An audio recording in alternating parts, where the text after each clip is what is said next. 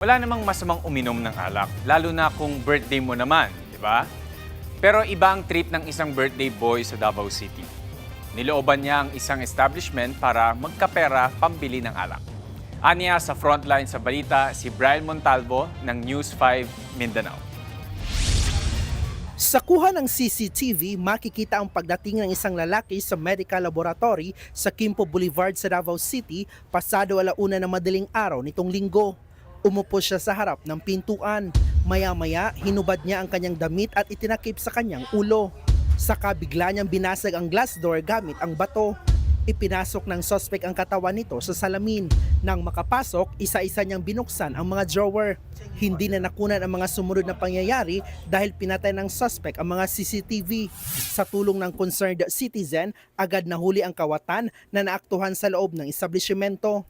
Nakuha sa kanya ang isang backpack, blender at 3,000 piso. Napag-alaman ding pinasok ng suspect ang katabing driving school. Mayroon na siyang kaso na na-file against sa kanya last 2021. Meron na talaga siyang involvement sa other criminal activities or legal activities dito sa lugar natin. Ayon sa suspect, nagawa niya ang krimen dahil birthday niya noong araw na yon at kailangan niya ng dagdag pera na pangtoma. Ginom eh.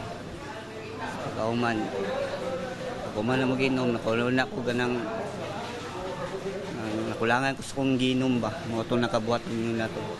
Balik-kulungan ang suspect na mahaharap sa panibagong kaso ng robbery. Nagbabalita mula sa frontline, Bril Montalvo, News 5, Mindanao. Mga kapatid, Julius Babaw po. Para sa komprehensibo at makabuluhang balitaan at talakayan, mag-follow at mag-subscribe na sa social media pages ng News 5.